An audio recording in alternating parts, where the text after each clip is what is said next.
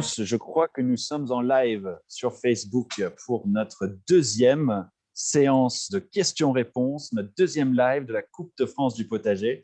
Bienvenue à tout le monde qui nous suit, bienvenue à tout le monde qui participe à la Coupe de France du potager, enseignants, représentants d'associations, élèves, jeunes de partout en France. Nous sommes très heureux de vous dire que nous avons 250 inscrits à la Coupe de France du potager. C'est un record. Non seulement parce que 250, c'est beaucoup, mais aussi parce que c'est la première Coupe de France du potager, donc ça ne pouvait qu'être un record. Mais on est très heureux de ce chiffre, de cette mobilisation dans 50 départements en France. Et à la Coupe de France du potager, on va dire que, sauf si on va trahir l'outre-mer en disant qu'il y a la moitié de la France qui est participée, mais je reviens sur l'outre-mer parce que nous avons des équipes en Guadeloupe, des équipes à La Réunion et bientôt des équipes en Guyane. On en est très, très heureux.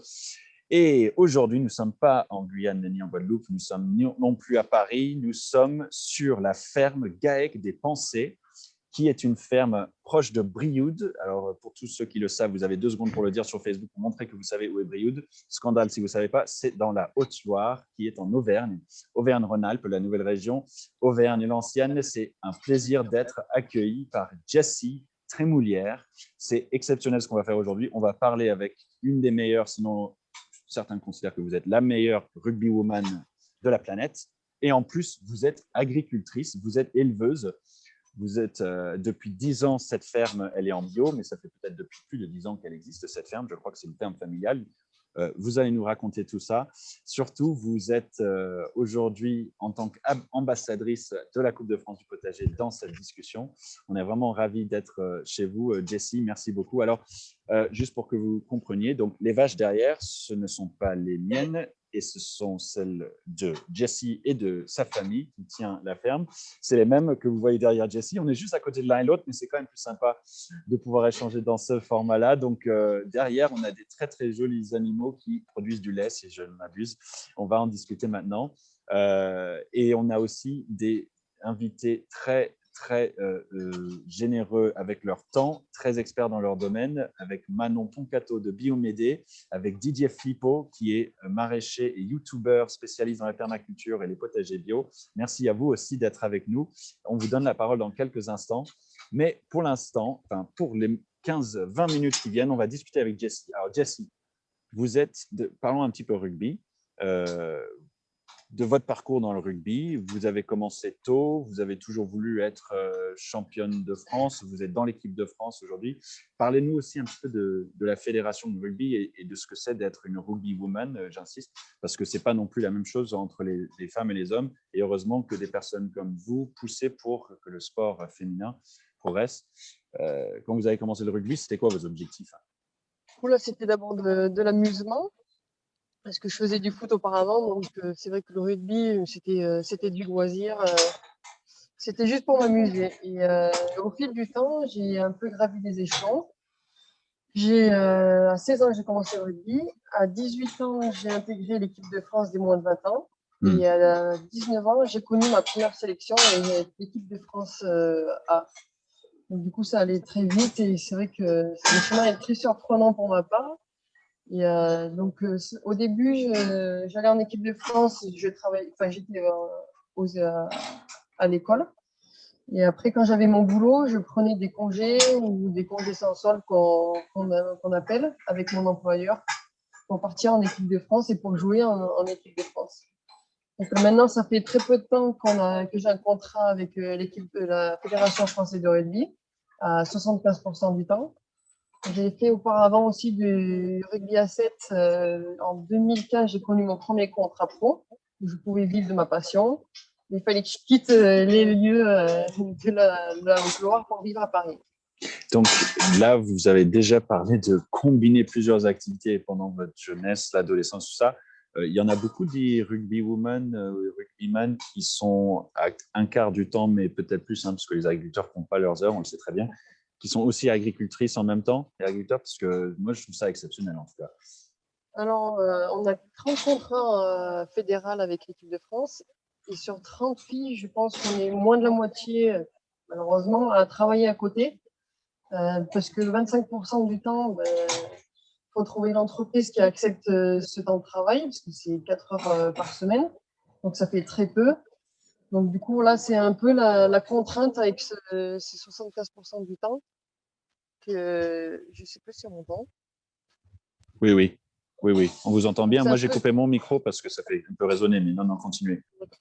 Donc, c'est vrai que ça fait très peu de filles qui travaillent à côté. Et ce qui est regrettable, c'est pour la suite de notre carrière, parce que notre carrière de rugby ne dure pas très longtemps. Et puis, la carrière peut aller vite sur une blessure. On peut être vite non sélectionné. Donc, il faut vraiment penser à l'après-carrière, surtout nous, en tant que femmes.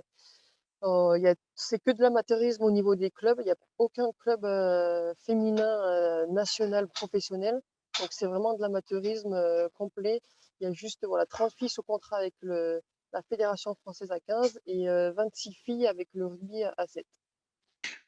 Donc là, c'est important de le dire, le sport féminin ne cesse de progresser, on le voit dans plein de sports, mais on n'en est pas encore là. C'est-à-dire qu'aujourd'hui, si vous réussissez à faire ça, ce n'est pas le cas pour tout le monde. Et en plus, très très peu de femmes sont dans une situation professionnelle de rugby, si je comprends bien. Oui, oui, exactement, c'est exactement ça. Il y en a même qui ont quitté leur boulot parce que malheureusement, leur employeur, ils ont dit que c'était pas possible d'avoir un 25%, donc en espérant que celle-ci retrouve son boulot pour plus tard. Donc c'est vrai que ça les met un peu à porte-à-faux et donc on verra. Mais pour le moment, c'est déjà bien aussi de vivre de sa passion, d'avoir un 75% avec la Fédé, mais il faut aussi assurer nos arrières, quoi. Est-ce que dans votre métier, alors, je ne vais pas vous poser quel métier vous préférez, mais est-ce que ça fait du bien aussi de pouvoir s'éloigner du terrain et de retrouver votre ferme? Parlez-nous de cette ferme, on la voit littéralement juste derrière nous. C'est pas des fausses bêtes, hein. C'est pas des fausses bêtes. Donc vous êtes agricultrice depuis combien de temps aussi? Alors comment ça s'est passé? Alors, j'ai fait mon contrat à 7, donc j'étais tout le temps sur Paris. Et j'ai vécu 4 ans sur Paris et je me suis rendu compte qu'au bout d'un moment, il me manquait quelque chose. Du rugby tous les jours, c'est bien beau, mais il faut trouver aussi un équilibre au niveau du bien-être, au niveau du mental. Et moi, ce qui me manquait, c'était vraiment l'Auvergne, les montagnes, la liberté, la nature, les animaux. C'était vraiment tout cet environnement-là qui me manquait. Et j'ai arrêté mon contrat à 7 en 2019. Et pour vous raconter l'anecdote, après on est parti sur une tournée d'été au mois de juillet. J'étais revenue me ressourcer ici quelques semaines. Et il y a des filles qui m'ont dit, mais Jessie, on te retrouve, t'es épanouie sur le terrain. Qu'est-ce que tu as fait, quoi? J'ai dit, tout simplement, j'ai retourné chez moi, je me suis ressourcée. Et voilà, après, il faut trouver l'équilibre entre tout ça. Il y en a, ils sont faits que pour faire du rugby. Voilà, moi, je me suis rendu compte que j'étais pas faite que pour faire une seule chose, que du rugby. J'avais besoin aussi de m'évader de cette passion-là. Donc, ça fait depuis 2 ans que je suis à 25% sur la ferme. Donc, on est principalement en vaches laitières. Donc, notre exploitation, voilà, ça fait 10 ans qu'on est en bio. Donc, on tourne à 55 vaches laitières de race Primo-Holstein, mais pas que. On fait beaucoup de croisements pour avoir une plus-value sur la rusticité de nos bêtes. Ça, c'est intéressant, Jessie, je me permets. Pourquoi? Parce que pour ceux qui connaissent bien l'élevage, ça va bien parler, mais pour les personnes qui nous écoutent, c'est intéressant de parler de cette qualité du lait et de l'intérêt d'avoir plusieurs races et des croisements entre races de vaches. Ça, c'est intéressant. Oui, complètement, d'autant plus que notre qualité de lait, c'est notre rémunération aussi. À la fin du mois, on est payé en fonction des critères de paye de lait. Donc voilà, si on est aux critères vraiment au-dessus, on a notre lait est plus valorisé que si on était en moyen ou en dessous. Donc puis même aujourd'hui, c'est notre lait, on va dire, qui nous rapporte le plus sur notre exploitation. Donc voilà, on emmène ces croisements pour avoir de la rusticité, pour avoir une autre qualité de lait. Il y a la race Primostein, on sait qu'elle est faible en taux protéique et butyreux. Donc voilà, on essaye de faire des croisements pour toujours apporter de la qualité. Nous, on cherche vraiment de la qualité au lieu de la quantité. C'est vraiment notre principal, on va dire, chemin pour l'avenir ou même maintenant. Oui, et nous, on vous soutient dans cette démarche. C'est complètement les valeurs de Landestini de promouvoir une alimentation durable, une alimentation saine, locale, de qualité. Je peux le dire en tant que franco-américain, où j'ai d'une culture alimentaire qui est un petit peu plus tournée justement vers la quantité. Là, c'est une ferme à taille humaine. Vous l'avez dit, une cinquantaine d'animaux. Vous vendez aussi le plus possible en circuit court. Comment ça se passe aussi, le travail au service du territoire et des personnes que vous connaissez? Donc, notre lait, il est vendu à une coopérative laitière. Avant, on avait un distributeur de lait automatique qui était sur Brioude et les gens arrivent avec leurs bouteilles, se servaient du lait, 1 € le litre de lait, et ils reprenaient, ils repartaient. Malheureusement, on a dû arrêter car manque de main-d'œuvre. C'est mon frère qui s'en occupait et moi, j'étais pratiquement absente. Donc, c'est quelque chose qu'on garde toujours en tête parce que on satisfait bien le consommateur et c'est quelque chose, voilà, en circuit court. Donc après, on l'a toujours en tête, pourquoi pas le renouveler sur notre futur bâtiment qu'on est en train de construire. Et après, on a un autre atelier en viande bovine. Donc là, j'essaie de valoriser au maximum notre produit. C'est faire des caissettes, d'aller directement au consommateur. Donc, on va dire que nos vaches de bonne qualité sur notre cheptel laitier, on valorise le lait. Celles qui sont en moins bonne qualité, parce que tous les mois, on a un contrôle laitier. Donc, tous les mois, vache par vache, on peut voir la qualité, les défauts de chacune. Et celles qui sont, on va dire, qui sont rentrent pas dans les clous, on valorise, on met un taureau, par exemple, de race salaire ou de blanc-aquitaine ou de limousin, des races à viande, pour ensuite amener notre taureau, notre bœuf, parce que c'est un taureau castré, à maturation. Vers les 3 ans et demi, on décide de le mettre malheureusement à l'abattoir et de créer ce circuit court, d'aller directement au consommateur et de valoriser surtout nos produits et que le consommateur se retrouve dans la nourriture, parce qu'on voit que la nourriture est très importante aujourd'hui, parce que c'est ce qui permet de nous tenir en très bonne santé. Donc voilà un peu nos projets sur l'exploitation. Euh, J'aimerais bien mieux le valoriser qu'aujourd'hui, parce que voilà, c'est moi qui m'en occupe. Et c'est vrai qu'il manque un peu du temps en ce moment. Donc, Oui, bah, quand on est aussi en train de gagner préparer la Coupe du Monde de rugby dans quelques mois en Nouvelle-Zélande, c'est pas très très facile de tout gérer. En tout cas, bravo pour ça. On reste avec vous parce qu'on va aussi parler du potager. J'en profite pour dire bonjour aux équipes qui sont manifestées sur le live. Merci et bonjour à l'école des petites Rambert, Balbini dans la Loire, l'association Jardin d'enfants à Gravelines, l'école Jean Jaurès, si je ne me trompe pas, dans le 91. Et je crois aussi que nous avons un bonjour du lycée du Bois d'Anvermeux. Excusez-moi si je me prononce mal. Hein. Bonjour aussi à l'école Le Châter à Francheville. On a toute la France, ou beaucoup d'endroits en France qui sont représentés par ces salutations. Merci à vous d'être avec nous. On va aujourd'hui répondre aux questions que plein de participants nous ont posées aujourd'hui, notamment grâce à l'expertise, au savoir-faire et à la pédagogie superbe de Didier Flippo, qu'on remercie encore d'être avec nous. Vous avez aussi un potager, Jessie. On ne le voit pas parce que si on s'amuse à tourner les écrans, quand on va avoir un problème de contre-jour, etc. Mais là, je vois le potager devant vous. Vous mettez les mains dans la terre aussi, au quotidien, si je puis dire. oui, bah exactement. Là, vous avez le décor en face de vous et c'est valorisant de voir ce qu'on produit et après aussi dans l'assiette. Donc, c'est vrai que nous, en tant qu'agriculteurs, on a d'espace, on peut faire un potager et c'est plus valorisant de faire nos produits et de manger nos produits. Hein. Oui, donc là, vous avez mentionné à plusieurs reprises la connexion entre le consommateur, vous en tant qu'agricultrice, mais aussi en tant qu'individu, à la nature, à ce que produit la nature quand on interagit de manière positive avec elle. C'est exceptionnel que vous arrivez à faire ça en tant que rugby woman, si je peux me permettre. Et donc, c'est un honneur pour nous de vous avoir comme ambassadrice de la Coupe de France du potager. J'espère que toutes les équipes qui nous regardent peuvent se dire non seulement je peux être sportive de haut niveau, je peux être agricultrice, je peux aussi mettre les mains dans la terre et être inspirée par ce que vous dites. Est-ce que vous avez juste un petit mot à dire à votre ancien collège ou ancien lycée? Parce que je crois à Brioude, c'est pas très loin d'ici, ils réfléchissent à s'inscrire à la Coupe de France du potager. C'est quelle école, Yassi? C'est au collège-lycée Lafayette à Brioude. Et donc, on les encourage à s'inscrire. Vous n'avez plus le choix. Là. Quand l'ancien élève et la championne du monde de rugby vous dit vous n'avez pas le choix que de mettre les mains dans la terre, on attend votre inscription.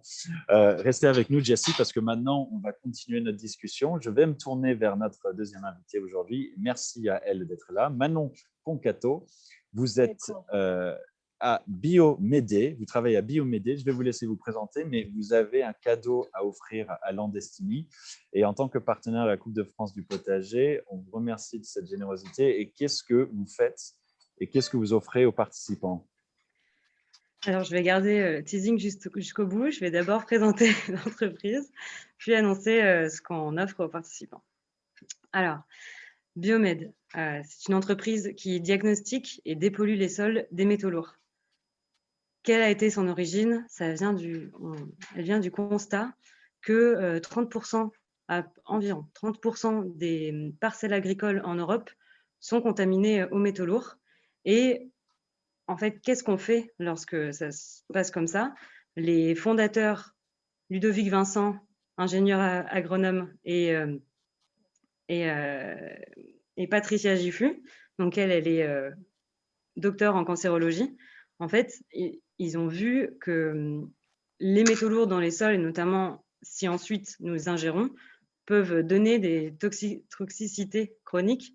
Donc, c'est avec le temps, on les accumule et donc ça peut devenir toxique. L'enjeu, c'est de les extraire du sol pour pouvoir, lorsqu'on veut cultiver sainement, être sûr que ces toxicités n'y sont plus. Et il existe une manière naturelle aujourd'hui de le faire qui s'appelle la phytoremédiation. Donc, c'est le fait que les plantes absorbent avec leurs racines les métaux lourds des sols et les accumulent dans les parties aériennes. Ce qui se passe, c'est que la phytoremédiation a été longtemps, enfin même encore aujourd'hui, étudiée dans les laboratoires, mais pas vraiment proposée au plus grand nombre.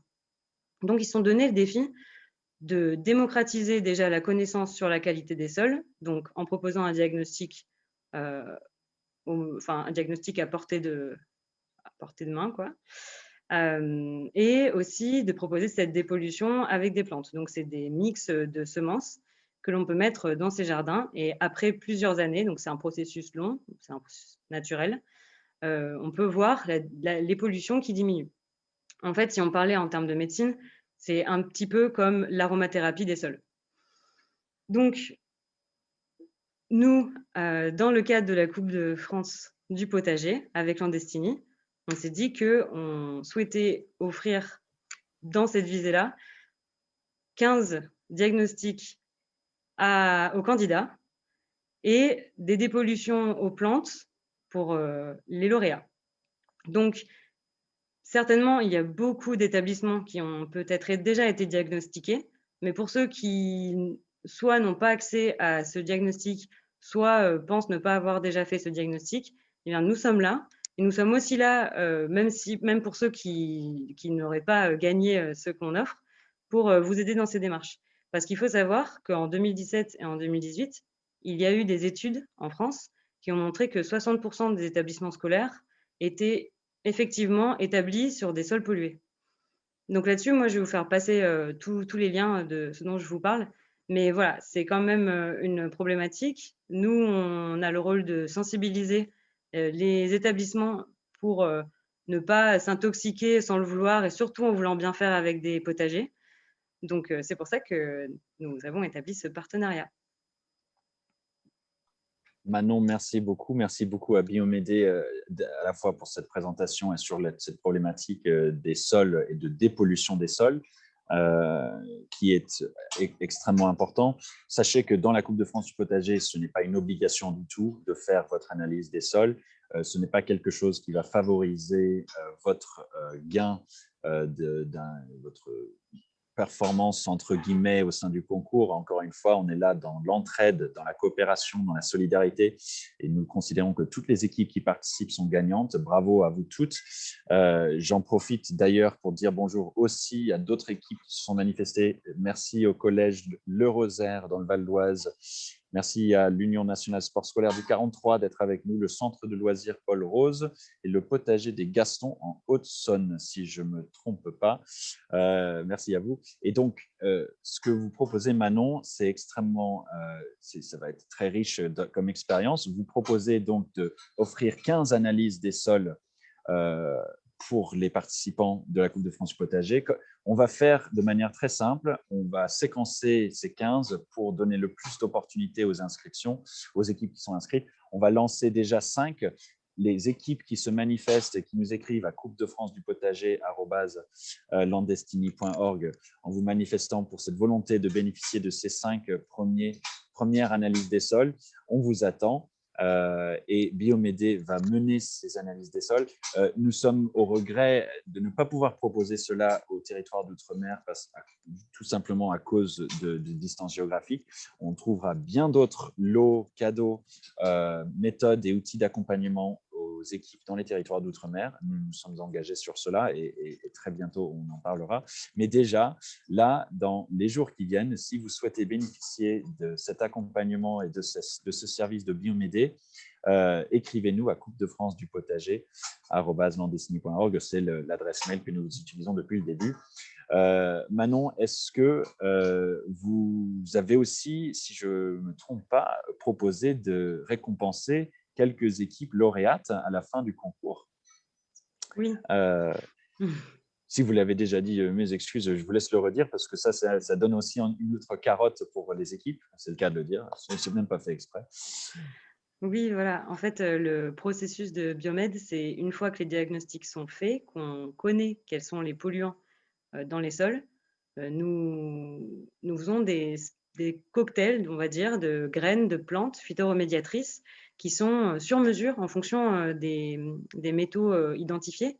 Parce qu'en fait, chaque plante peut avoir des affinités avec un métal particulier. Et donc, oui, en effet, nous l'offrons aux lauréats qui le souhaitent. Si vous voyez qu'il y a certaines pollutions, que par exemple, ne sont pas dramatiques, mais qu'on est sur des taux qui pourraient être mieux ou même améliorer la qualité du sol en ramenant aussi des pollinisateurs, parce que souvent nos plantes ont des fleurs. Donc ça aussi, c'est non seulement joli, ça peut être pédagogique, puisque les plantes phytoremédiatrices, c'est quand même un sujet scientifique assez intéressant. Et puis aussi contribuer à la dépollution et donc à l'assainissement, la régénération du sol et son écosystème. Donc, vous allez aider des équipes participantes à analyser leur sol et en plus, les quelques lauréates à dépolluer leur sol. C'est un grand remerciement de notre part, Manon, que je vous exprime au nom de Landestini, de toutes les équipes participantes. Merci beaucoup pour votre démarche. Restez avec nous. Surtout, j'ai une question d'ailleurs qui vous est destinée, question de Fred Perret. Merci beaucoup. C'est intéressant, Biomédé. Nous ne sommes pas très loin d'Écully. Il est possible de vous rencontrer sur votre lieu d'implantation. C'est une question. Oui. Oui, tout à fait. Est-ce que vous voulez donner un contact comme ça? Fred Perret peut être. Est-ce que vous avez une adresse mail à laquelle vous contactez? Oui, simplement. en plus, c'est assez simple pour le coup. C'est manon.poncato. Donc, c'est PONCATO. Intégration, voilà. @biomédé.fr. Super. Manon.poncato, PONCATO, @biomédé.fr. Voilà. Je ne me suis pas trompé, Manon? C'est bien Super. Ça. Restez avec nous, Manon, et merci beaucoup. Alors, on passe à la grande discussion sur les questions techniques du potager. Alors, j'ai les questions sous les yeux. Je suis vraiment ravi que vous ayez, encore une fois, nous sommes tous ravis, vous ayez joué le jeu en posant vos questions en amont, ce qui permet de ne pas piéger Monsieur Didier Flippo, notre super expert YouTuber potager, qui va répondre à ces questions avec grand plaisir, même s'il n'aurait pas été piégé, parce qu'il est incollable, comme Jessila a été sur le rugby, l'agriculture et l'alimentation, Manon sur la dépollution des sols. Didier est incollable sur le potager. Ça fait depuis plusieurs années, Didier, que vous faites votre potager, que vous êtes, je crois que vous avez, pas en reconversion professionnelle, mais vous avez complètement changé de vie, si je ne me trompe pas, hein, vous êtes dans le Cantal et vous avez une chaîne YouTube que nous invitons tout le monde à aller regarder qui s'appelle Mon Potager Plaisir. C'est bien ça, Didier? C'est exactement ça. Bravo Henri. Je crois que vous avez un petit peu, à peu près tout dit. Ouais. Effectivement. J'ai tout dit, mais je ne me permettrai pas de répondre aux questions à votre place. Est-ce que vous avez un petit mot d'introduction sur votre participation à la Coupe de France du potager? Ça vous motive du fait qu'il y ait plus de 250 équipes inscrites en France pour mettre en place un potager? Ah oui, absolument, je suis ravi. Et alors, je voudrais rassurer ceux qui ne sont pas encore trop fans du potager. Je dois vous avouer qu'il y a qu'une dizaine d'années à peu près que je me suis vraiment passionné pour ça. Quand j'étais gamin, quand j'étais ado, je détestais le jardin potager. Et donc, C'était un petit peu l'enfer quand mes parents me demandaient un petit coup de main au jardin potager. Est-ce qu'un enseignant vous a convaincu de changer votre avis? C'est même pas un enseignant, c'est petit à petit finalement, avec les premiers cheveux blancs qui sont arrivés, je me dis allez, ça sera quand même plus sympa de faire un jardin potager que de continuer à faire des jeux vidéo, parce que voilà, pendant une vingtaine d'années, j'ai travaillé dans l'industrie des jeux vidéo. Donc effectivement, il y a un grand écart entre les deux. D'accord. En tout cas, votre histoire est très intéressante parce que c'est important de nous montrer ces changements de comportement, de point de vue, de changement de vie aussi.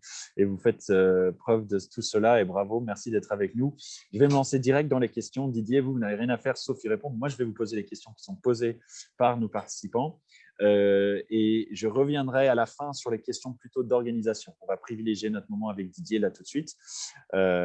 Je vais commencer avec la première question sur des questions techniques. Ça, elle est très bien, elle est très simple. Comment faire grossir l'ail d'été? Oui, alors… et ça, c'est posé par Guillaume Mélard, Association Jardin d'Avant, Jardin d'Enfants. Bonjour Guillaume. Pardon, excusez-moi Didier. Pas de souci. Donc, alors en fait, quand on veut faire grossir un légume, déjà on va essayer de le mettre dans les meilleures conditions possibles, mais surtout on va faire en sorte qu'il ait beaucoup à manger, et notamment beaucoup d'azote. Le problème, c'est que l'ail, comme les échalotes, comme les oignons, ils ne veulent surtout pas avoir trop d'azote. C'est des légumes qui sont vraiment pas gourmands, qui sont pas difficiles du tout, mais qui ont justement pas besoin d'avoir trop d'engrais. Et le problème, c'est que si on essaie de les faire grossir trop vite en leur mettant trop d'engrais, eh bien, on va plutôt avoir l'effet inverse en fait. Certes, ils vont grossir peut-être un petit peu plus vite, mais surtout, ils vont être beaucoup plus sensibles aux maladies. Ils vont être plus facilement attaqués par des champignons, par des ravageurs. Et du coup, ce n'est pas une bonne idée du tout de vouloir faire grossir de l'ail trop vite. Donc, voilà, je suis désolé. Déjà, il faut être patient, quoi. Exactement. Il vaut mieux être patient et puis attendre tranquillement qu'il grossisse à son propre rythme. Voilà. Le faire grossir trop vite, voilà, ça sera des risques de maladie. Ça sera de l'ail qui sera moins bon, qui sera beaucoup moins dense en goût, qui sera moins parfumé. Donc, ouais, désolé, c'est pas forcément une bonne idée de faire grossir de l'ail. Mais par contre, le temps qu'il faut pour faire pousser de l'ail de manière correcte, de manière qui respecte excusez-moi, la plante, c'est combien de temps, etc. Ça dépend des variétés d'ail. Il y en a qu'on va planter plutôt à l'automne. On peut dire sommer, c'est pas très grave, qu'on va mettre en place à l'automne et qu'on va récolter au printemps en petit ail nouveau. Et puis il y en a d'autres qu'on va mettre en place au printemps et qu'on va récolter à l'automne pour faire de l'ail de garde qui va se conserver, lui, pendant de l'ail sec, qui va se conserver pendant tout l'hiver. Donc, si dans votre potager, vous n'avez pas encore mis en place l'ail, eh ben, c'est trop tard pour avoir de l'ail nouveau de printemps. Mais en revanche, vous pouvez le mettre en place à peu près maintenant, c'est un poil tard, mais bon, ça va encore. Mais en revanche, on le récoltera longtemps après la fin de l'échéance pour le concours du potager. En tout cas, merci Guillaume pour cette question très précise. Je sais que tout le monde on devrait tous se faire pousser de l'ail, c'est très très bon pour la santé. Peut-être pas trop si on va être en petit comité sans mesure de distanciation sociale, si vous comprenez ce que je veux dire. Mais on continue sur les questions techniques avec une très très bonne, j'aime beaucoup celle-là. Comment limiter les limaces? Ah ouais, comment limiter les limaces dans le jardin, surtout quand on paille le sol. Merci et merci à vous. Je regarde qui nous a posé cette question. Je crois que ce n'est pas indiqué. Bon, de toute façon, les limaces, ça concerne tout le monde. Effectivement, les limaces, ça concerne tout le monde. Et alors, la bonne nouvelle, c'est que, vous inquiétez pas, dans 3 ans, vous n'en aurez plus. Donc, voilà. Alors sinon, à plus court terme, parce que j'imagine que c'était un petit peu ça la question.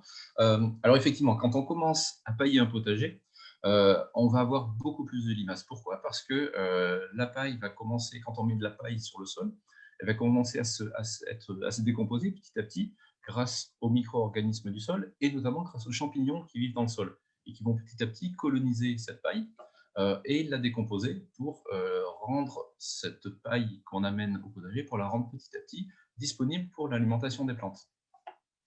Le problème, c'est que quand on met beaucoup de paille d'un coup, ça va faire beaucoup de champignons d'un coup. Et ces champignons-là, les limaces en raffolent. Donc, elles débarquent, elles appellent les copines, venez par ici, il y a de la bonne paille en décomposition à venir grignoter. Le problème, c'est que ces limaces, elles arrivent forcément très vite. Il n'y a pas encore suffisamment de champignons pour nourrir les limaces dans cette paille qu'on vient d'apporter. Et donc, qu'est-ce qu'elles vont faire? Elles ne sont pas très difficiles. Elles se disent, bon, c'est pas grave, va se rabattre sur ces jeunes pousses-là que les écoliers ont gentiment mis en place dans notre habitat. Hein. C'est-à-dire, c'est là qu'elles vivent, hein, c'est chez elles, après tout. Et donc, elles vont grignoter nos jeunes pousses, notamment les jeunes pousses de salade, les radis, enfin voilà, elles vont se régaler. Donc, bon, l'objectif, là, je ne me souviens plus, Henri, rappelez-moi, il n'y a pas de point spécial pour le nombre de kilos de limaces qu'on va élever dans le potager. On a hésité à mettre ça comme un critère. Les plus belles, les plus nombreuses limaces, la façon la plus créative pour s'en débarrasser. Mais là, évidemment, je plaisante, mais ce que vous dites est bien qu'il faut travailler avec la nature, il faut comprendre pourquoi elles sont là.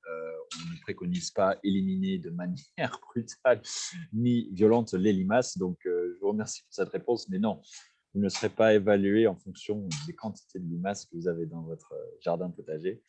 Voilà, du coup, bon, j'ai quand même essayé de répondre un petit peu, mais, oui. mais bon, l'idée, c'est que quand même, voilà, à plus long terme, je vous rassure quand même, cher jardinier, voilà, il faudra en général 3 ans pour qu'il y ait tout un équilibre qui finit par se créer dans le jardin. À force d'apporter de la paille, voilà, les couches inférieures de paille vont être suffisamment décomposées et du coup, il y aura plein de champignons qui seront là pour décomposer cette paille. Et les limaces, entre une jeune pousse, une jeune plante salade et des champignons qui se nourrissent de paille en décomposition, rassurez-vous, elles préfèrent largement la paille en décomposition. Donc déjà, ça, c'est la première bonne nouvelle. Et ensuite, il y a tout un tas de ravageurs, de prédateurs naturels des limaces qui vont venir s'installer autour du potager.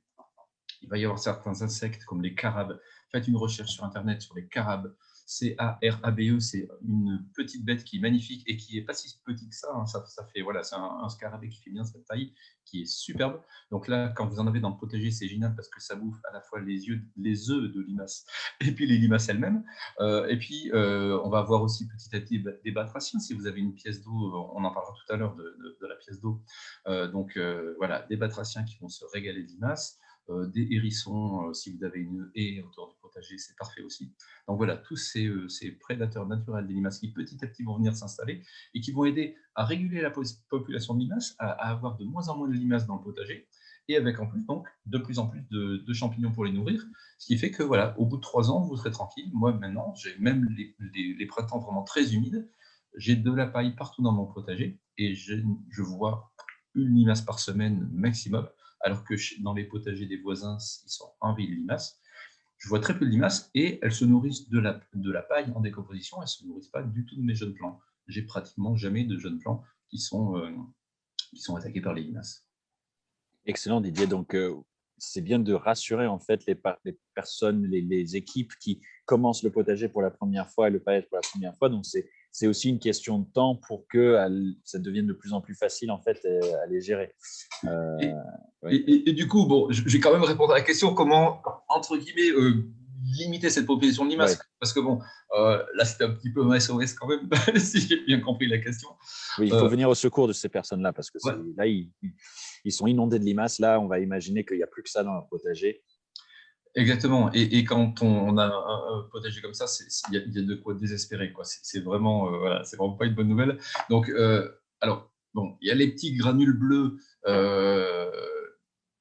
C'est pas si méchant que ça parce que c'est du phosphate de fer, si je me souviens bien. Le fer, il y en a partout en abondance dans les sols. Et le phosphate, bon, ça fait partie, c'est un des engrais qu'on peut éventuellement rajouter dans le sol. Donc, Aller rajouter du phosphate de fer, ce n'est pas forcément néfaste pour toute la vie du potager. En revanche, les limaces ne vont pas aimer du tout. Ou au contraire, elles vont énormément aimer, elles vont se régaler.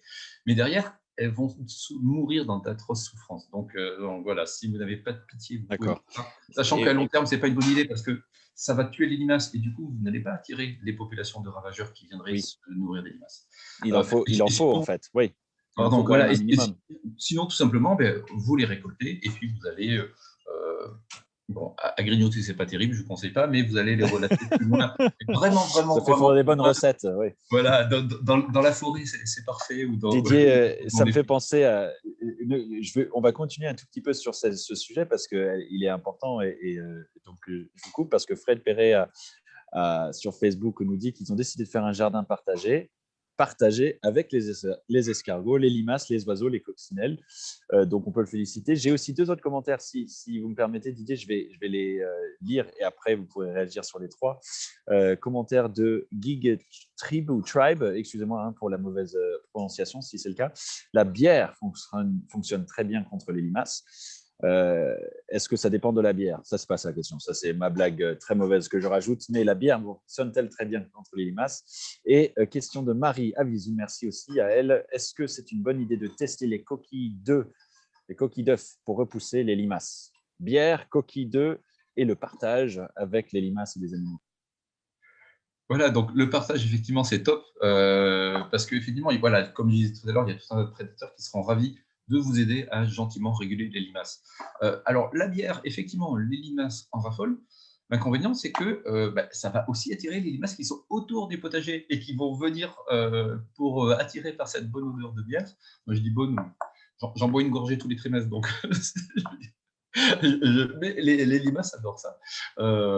Et du coup, ça va les attirer et ça va faire potentiellement encore plus de limaces dans votre potager. Donc, ce n'est pas forcément une super idée, même si effectivement, à court terme, ça peut aider à réguler.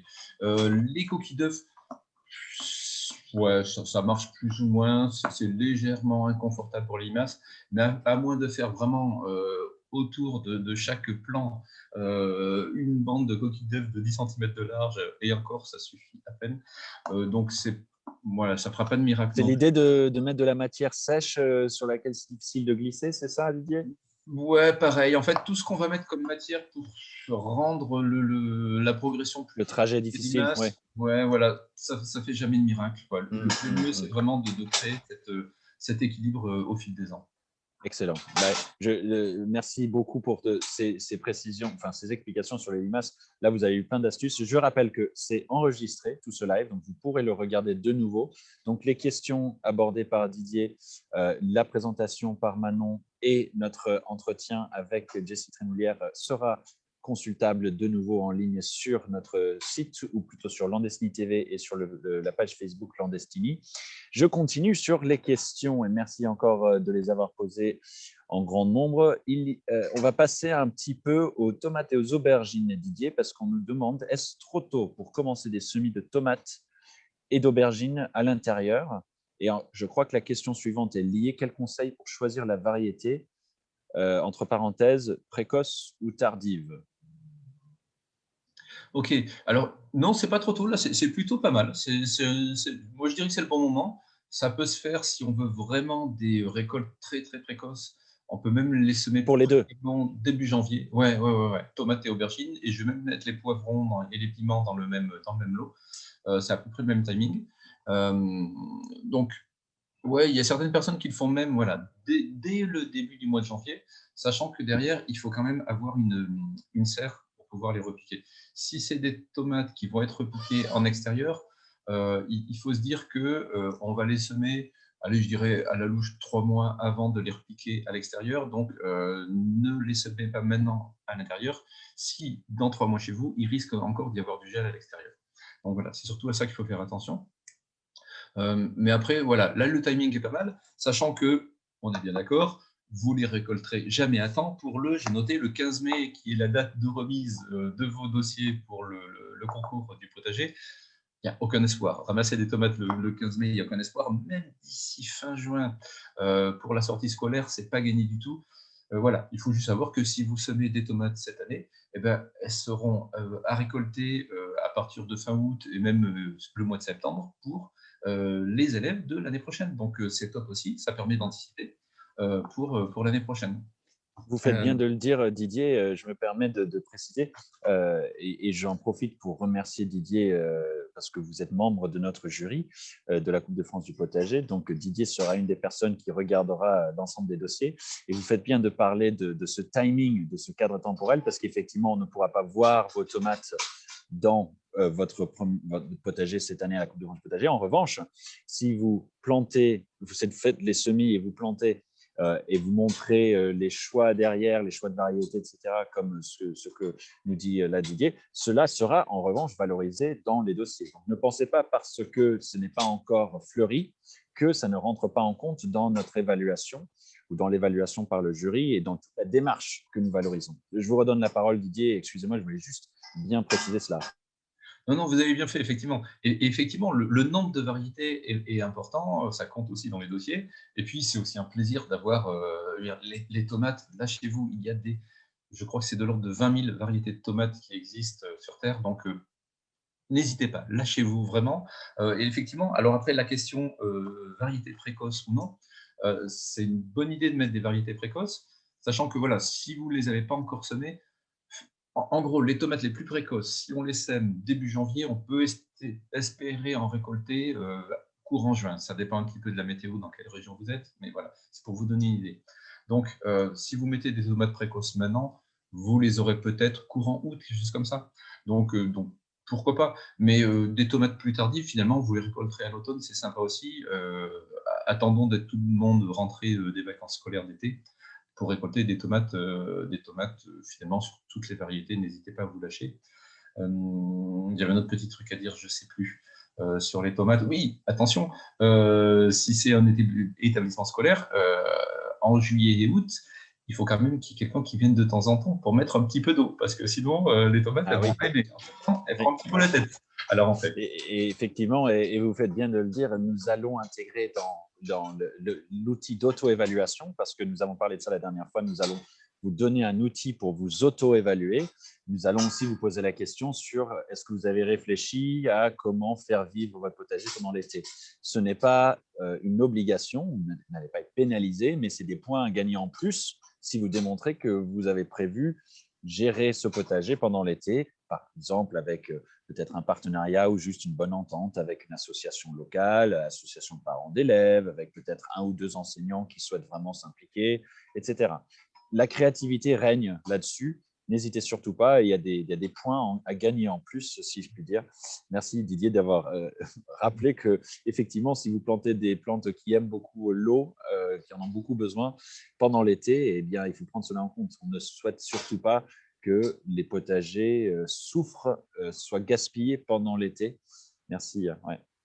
Et si vous trouvez vraiment personne, on peut toujours imaginer un programmateur d'arrosage avec un système de goutte à goutte, par exemple sous la paille. Et puis on déclenche une irrigation de l'ordre de 1 heure ou 2 par semaine, par exemple. Voilà, ça ne coûte pas beaucoup d'eau. Et puis ça permettra d'assurer une survie tout à fait correcte pour la plupart des plantes.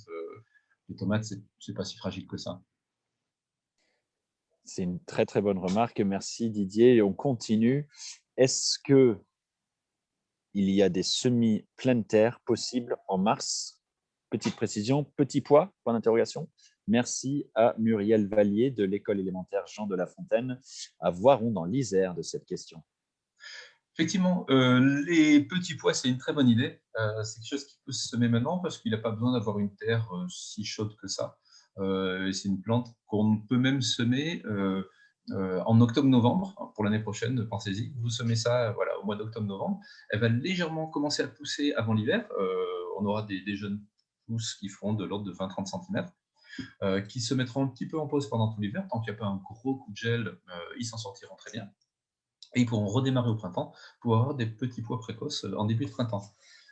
Après, alors à l'extérieur, qu'est-ce qu'on peut mettre? Vous allez pouvoir mettre des jeunes pousses, comme un mélange de mesclun, de choux chinois, de moutarde, par exemple, de mizuna. Vous pouvez chercher ça dans les rayons des marchands de graines. Voilà, c'est des jeunes pousses que vous allez semer, que vous pouvez semer maintenant et pratiquement toute l'année, et qui vont pousser. Alors en ce moment, on va dire il va falloir à peu près 3-4 semaines. Si vous avez un petit mini-serre ou un petit plantoir, un petit peu plantier, un petit peu à l'abri, en 3 semaines, voilà, 3 semaines, un mois, il y aura des jeunes pousses. Et ça, c'est vraiment sympa parce que voilà, il n'y a pas beaucoup de plantes qu'on va pouvoir récolter très rapidement après les avoir semées. Alors, surtout avec des jeunes enfants, c'est quand même sympa de les voir voilà, au fil des semaines et grandir très vite. Et en plus, voilà, ça fait un petit mélange de mesclun en salade qui est vraiment super bon. Les salades, c'est aussi une bonne idée, quelque chose qui peut se semer maintenant. Et en ce moment, il va bien falloir compter un bon mois et demi, voire 2 mois avant d'avoir une salade d'une taille correcte, prête à récolter. J'avais noté 2-3 autres bricoles qui peuvent se semer maintenant. Oui, des oignons en bulbille. Voilà, c'est quelque chose qui peut aussi se mettre maintenant, alors qu'il sera pareil à récolter qu'à l'automne, mais vous allez les voir pousser très vite. Voilà, il y aura tout de suite les premières feuilles. Et ça, c'est sympa aussi. Les carottes, voilà, les carottes et les radis, je dirais, voilà, c'est ces deux semis qui se font traditionnellement en pleine terre, là maintenant, en fin d'hiver, début de printemps. Alors les carottes, aucun espoir de les récolter avant la sortie scolaire de juin, bien évidemment, elles seront récoltées à l'automne. Mais les radis, là, c'est top. Alors là, maintenant, en février-mars, il ne faut pas espérer les récolter en 3 semaines parce qu'il ne fait pas encore assez chaud, mais en 4-5 semaines, éventuellement avec un petit voile de forçage au début pour les aider à démarrer. Les radis, c'est vraiment sympa parce que voilà, on les sème et quelques semaines après, on les récolte et on peut les manger. Ça va vous faire des poids de récolte que vous allez pouvoir peser pour marquer des points.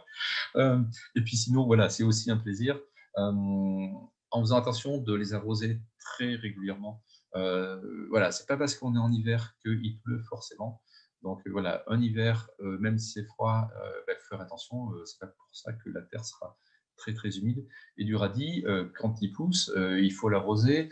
Bon, en ce moment, peut-être pas tous les jours, mais au moins tous les 2-3 jours selon l'humidité qui reste dans le sol.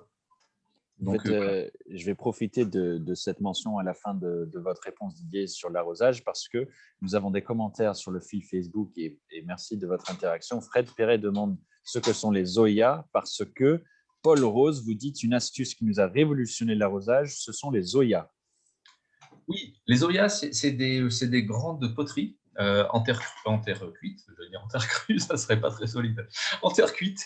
Et donc voilà, imaginez un grand vase avec une petite ouverture en haut, vous l'enterrez dans le sol.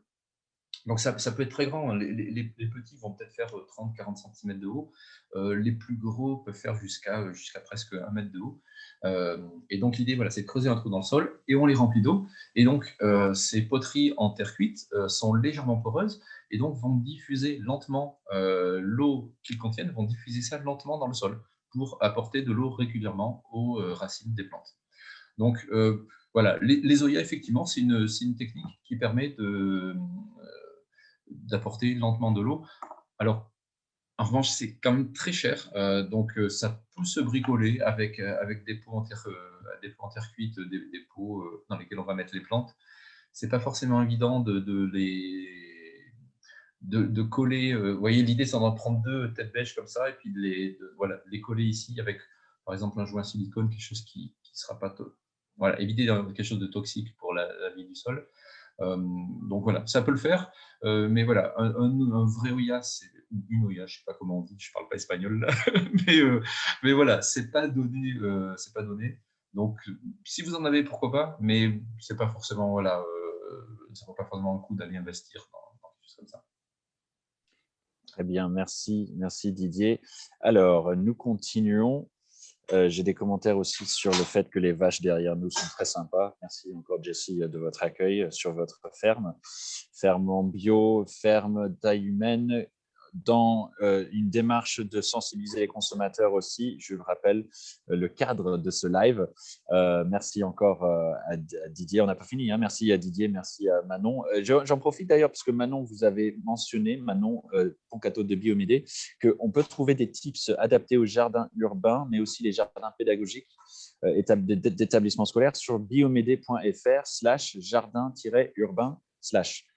Je le redis, biomede.fr, c'est bio comme bio, mede.fr / à l'américaine, hein, jardin au pluriel, urbain au pluriel, / encore une fois, si vous voulez aussi des tips. Merci à Biomédé de cet outil pédagogique. On continue, je rappelle qu'on est avec Didier Flippo qui est lui-même jardinier, à son potager, maraîcher, bio et super pédagogue parce qu'il a sa chaîne YouTube Mon Potager Plaisir, qu'on vous invite à aller regarder. Et tout ce live est enregistré. Alors, on a une question sur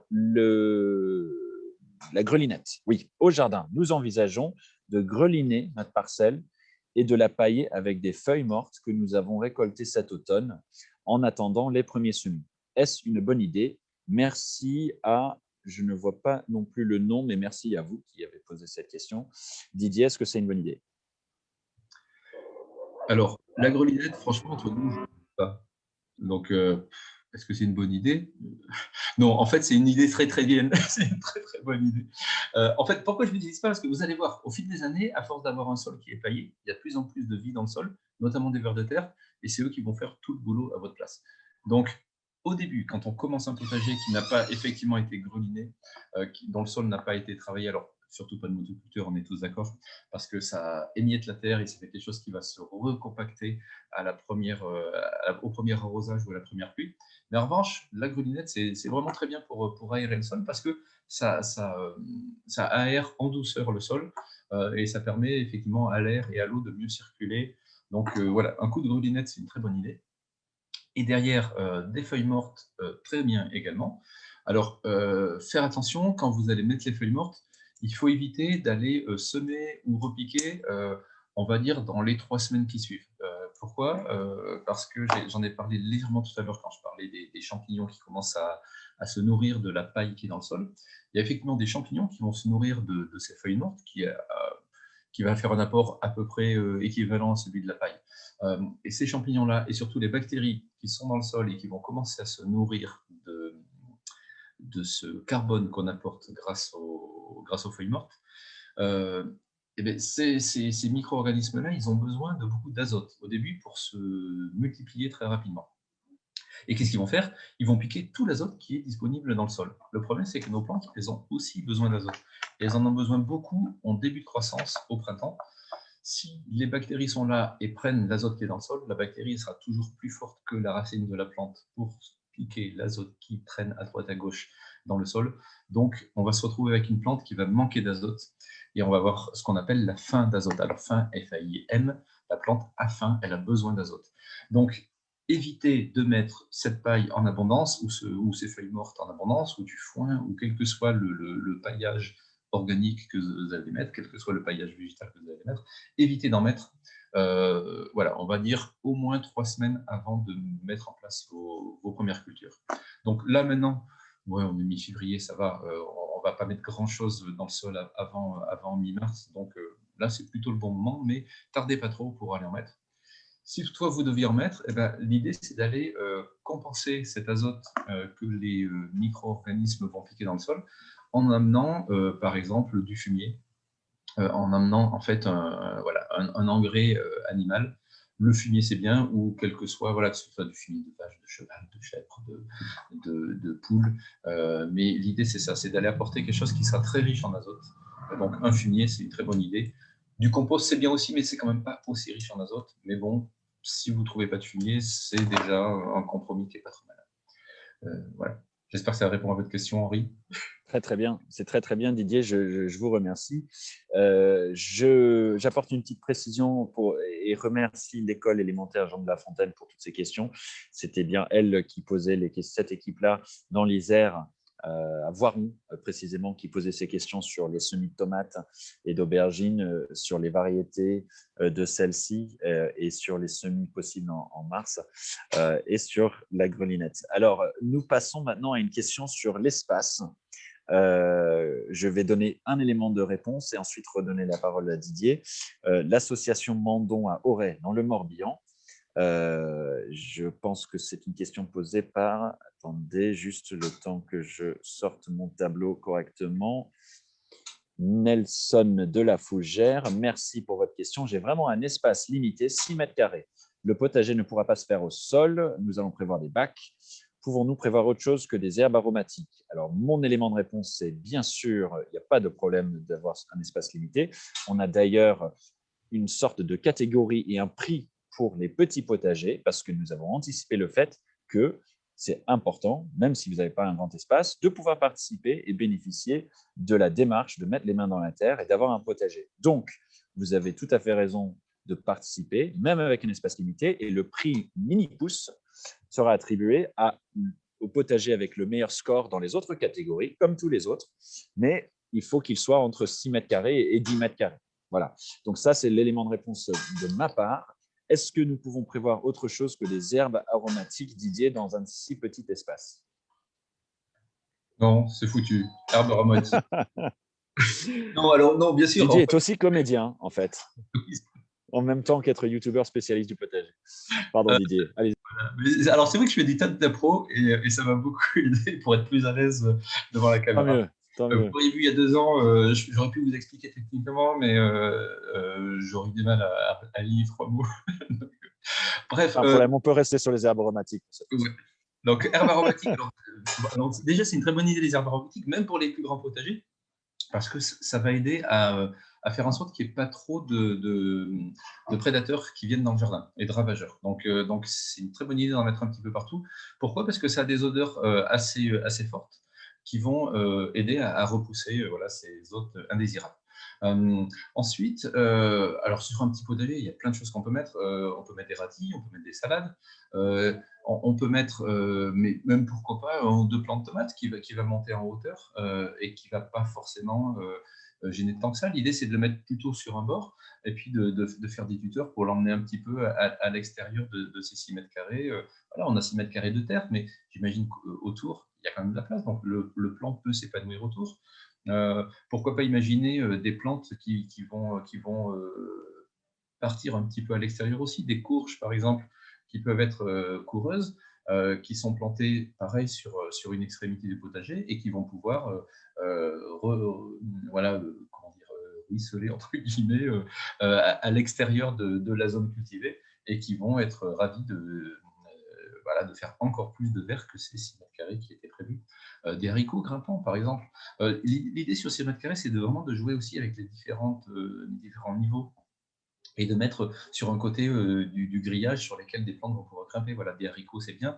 Des concombres vont pouvoir grimper sur ce grillage. Donc, voilà, n'hésitez pas à jouer sur les différentes hauteurs. Et puis, dans un potager, on peut densifier beaucoup plus que ce qu'on lit dans les livres de jardinage. Donc, n'hésitez pas à densifier vos cultures. Ça se passe souvent très, très bien. Voilà. Merci Didier. Merci Didier. Et donc, encore une fois, n'hésitez surtout pas à être très fier de votre potager. S'il est même en dessous de 10 mètres carrés jusqu'à 6 mètres carrés, il y a un prix mini-pouce pour celui-là. Et donc, vous pouvez prévoir des bacs. Vous pouvez même apporter du terreau et un petit peu de terre d'ailleurs, évidemment. Ne soyez pas découragés si vous ne pouvez pas planter en pleine terre directement cette année. Ni pour les années suivantes. Ce qui est important pour nous, c'est de pouvoir faire pousser dans la terre des légumes, des herbes aromatiques, même des fruits pour ceux qui vont vouloir avoir des baies ou planter un arbre fruitier. Tout cela, c'est bienvenu. Ce n'est pas la taille du potager qui compte. Bonjour, nous avons un compost et nous souhaiterions l'utiliser pour amender notre jardin. Faut-il enterrer ou bien répandre à la surface? Merci de votre réponse et merci à vous, Frédéric Perret, école maternelle Les Petites Ambertes, Balbini, dans la Loire, de Balbini dans la Loire. Didier, l'usage du compost pour le répandre, etc. Je vous donne la parole encore. Oui, alors le compost, alors en fait ça dépend. Si vous aimez vous éclater à passer des heures et des heures à arracher des mauvaises herbes, mauvaises avec des gros guillemets, hein, les mauvaises herbes ne sont pas mauvaises. Il faudrait des heures pour détailler, mais bon, on est tous d'accord, les mauvaises herbes sont mauvaises. Pour résumer, c'est juste, on le voit comme un inconvénient dans notre propre culture et effectivement, le terme mauvaise herbe est un raccourci, pas qui rend justice à la nature, si on peut dire. C'est un peu ça, hein, Didier. Complètement. Allez, je reste sur le terme mauvaises herbes parce que ça m'amuse, mais les mauvaises herbes, en fait, sont nos alliés et elles apportent énormément d'intérêt sur un potager. Le tout, c'est de ne pas se laisser envahir et de ne pas se laisser complètement déborder par ces gentilles mauvaises herbes. Donc, pour revenir à la question, donc, si vous souhaitez cultiver un potager avec le sol à nu, ce qui est jamais trop une bonne idée, mettre du compost et que vous mettez du compost, alors ça sera une super bonne idée de ne pas le mélanger à la terre. Pourquoi? Parce que du coup, vous allez créer l'idée, ce serait d'en mettre dans les 3-4 cm d'épaisseur. Et on va se retrouver avec donc ce compost qui est, s'il a été fait dans de bonnes conditions, dans lequel il n'y a pas de graines viables, parce que l'idée, c'est qu'il est chauffé et qu'il n'y ait plus de graines qui soient prêtes à germer dans ce compost. Et du coup, on va se retrouver avec voilà, 3-4 cm d'un support de culture qui sera top et qui va empêcher les graines de mauvaises herbes qui seront en dessous dans la terre, ça va les empêcher de germer. Et du coup, l'idée, voilà, vous mettez vos 3-4 cm de compost et vous allez semer dans ce compost. Et vous allez semer tout de suite. Dès que vous avez mis le compost, vous allez semer des carottes, vous allez semer des radis, vous allez semer des jeunes pousses. Et donc, ce semis-là, il a l'avantage de démarrer avec 3-4 cm d'avance sur les graines qui sont en dessous. Et en gros, c'est au moins 15 jours, 3 semaines d'avance sur les graines d'Adventice. Je dis Adventice à la place de mauvaises herbes, c'est quand même plus sympa. Donc voilà, sur les graines d'Adventice qui sont en dessous. Et donc voilà, l'intérêt c'est ça, ça va être de prendre une grande longueur d'avance sur ces herbes plus ou moins indésirables. En revanche, si vous mettez de la paille par-dessus, donc là, ça peut être une bonne idée de légèrement griffer le sol pour incorporer le compost. Donc voilà, vous étalez le compost à même la terre, vous griffez légèrement le sol pour l'incorporer, mais vraiment à peine dans les vous voyez, 3-4 premiers centimètres avec un râteau, avec une petite binette, pour l'incorporer dans le sol et pour qu'il soit plus vite digéré par les micro-organismes du sol. Et ensuite, par-dessus, vous mettez votre paillage de type paille, feuilles mortes, etc. Excellent Didier, merci. Je rappelle encore une fois que tout cela est enregistré. Vous pourrez regarder ce live de nouveau. J'ai une question sur le collège Le Rosaire sur le groupe Facebook, sur la page Facebook, merci. Quelles seraient les bonnes associations de plantes? Alors ça, c'est une question très vague, mais peut-être qu'on peut donner quelques exemples, Didier. Et cette question n'était pas prévue, donc si vous en donnez 2 ou 3 et après sécher, ne vous inquiétez pas. On en donnera aussi à plein d'occasions, mais des exemples de bonnes associations de plantes à privilégier? Alors, les bonnes associations, alors moi, j'avais acheté, non, on m'avait offert un bouquin quand je me suis installé maraîcher il y a une dizaine d'années, Les poireaux préfèrent les fraises. Donc, voilà un exemple qui est très, très connu. C'est le titre d'un livre, ça? Les poireaux préfèrent les fraises? Je me souviens bien, voilà, c'est le Ouais. titre spécifique sur les associations de culture. J'imagine que c'est réciproque aussi. Ah là là, on Effectivement, s'amuse bien avec eux. on peut mettre les oignons avec les carottes, par exemple, ou les poireaux avec les carottes, parce que l'odeur du poireau va repousser la mouche de la carotte, et l'odeur de la carotte va repousser la mouche du poireau. Donc, alors, les mouches, c'est pas sur nous, c'est un petit peu embêtant. Sur un légume, c'est très embêtant parce qu'elle va pondre un œuf qui va devenir une larve et qui va descendre dans le légume et faire des gros tunnels très désagréables. Donc voilà, repousser les mouches prédatrices, ravageuses, c'est plutôt une bonne idée. En revanche, alors les associations, pour tout vous dire, je ne regarde plus du tout ce bouquin, c'est pas parce que je le connais par cœur, c'est parce que je ne me pose plus du tout la question. Pourquoi? Parce que je mélange absolument tout. Même les légumes qui sont censés ne pas être copains, je les mets côte à côte. Je pense Et ça n'a pas nuit à la production par exemple, les haricots et les oignons, ils s'entendent pas du tout. Voilà, l'an dernier, pour le fun, je me suis amusé à mettre mes oignons au pied des haricots, ils se touchaient vraiment, et j'ai eu une récolte des deux aussi bonne que les autres années. Et voilà, et donc maintenant, je mélange de plus en plus, alors ça fait de moins en moins culture maraîchère, ça fait de plus en plus jardin, permaculture et jardinier amateur. Mais voilà, quand je vais au potager pour repiquer un plateau de n'importe quel légume que ce soit, mettons de fenouil au hasard, Voilà, j'ai mes 150 fenouils sur mon plateau et je me promène dans le jardin et je vais en mettre 5 ou 6 là. 2 mètres plus loin, je vais en remettre une dizaine et 3 mètres plus loin, je vais en remettre 2 ou 3. Mais je mélange sans me poser de questions et je mets juste là où il y a de la place au moment où je veux les mettre. Et ça se passe super bien, ça se passe de mieux en mieux. Parce que dans la nature, c'est pareil. Les plantes, elles ne choisissent pas de s'aligner bien gentiment les unes les autres, de faire 10 mètres d'une plante, puis 10 mètres d'une autre. Non, tout se mélange dans la joie et la bonne humeur, et ça se passe super bien. Et n'importe quel coin de nature sauvage sera souvent bien plus prolifique que les jardins potagers de nos chers grands-pères qui alignent 1 mètre d'un légume et 1 mètre de l'autre. Donc voilà, ils bossent. Donc, ce n'est pas rectiligne nécessairement chez vous, Didier. Pardon ? Ce n'est pas nécessairement rectiligne. Ah, mais carrément, de moins en moins. Non, Ouais. c'est ça qui est bien. Et c'est vraiment, ça fait vraiment anarchique. Et c'est top parce que l'autre avantage aussi, c'est que je n'ai pas non plus d'allée de culture. Et du coup, au fil des saisons, quand j'ai récolté une culture, ça va laisser de la place. Et puis, du coup, les endroits où je vais passer vont être différents tout au long de la saison. Et ça me permet de ne pas tasser le sol et d'avoir un sol qui est à 100% en culture tout au long de l'année. Donc, il n'y a pas d'emplacement perdu et il n'y a pas d'endroit qui va se tasser au fil des passages. Donc mélangez, lâchez-vous. Vous pouvez y aller. Voilà, même celles qui sont censées… Si je peux me permettre, Didier, ça ne vous a pas nui non plus économiquement dans votre travail de vente, etc. Franchement, les récoltes sont aussi bonnes, elles sont même, franchement, elles sont meilleures, quoi. Et Oui. j'ai de moins en moins de prédateurs, j'ai de moins en moins de ravageurs, et les quantités récoltées, c'est top, quoi. Donc, oui. Donc je dis ça parce que peut-être que certains vont se dire oui, mais parce que vous avez dit tout à l'heure, ça fait un peu jardinage amateur, etc. Mais finalement, vous appliquez des principes d'association de plantes sans trop vous soucier de si ça va être l'association parfaite, et ça n'a pas nuit du tout à votre activité économique, si je puis dire. Exactement, parce que je suis largement à 50% maraîcher.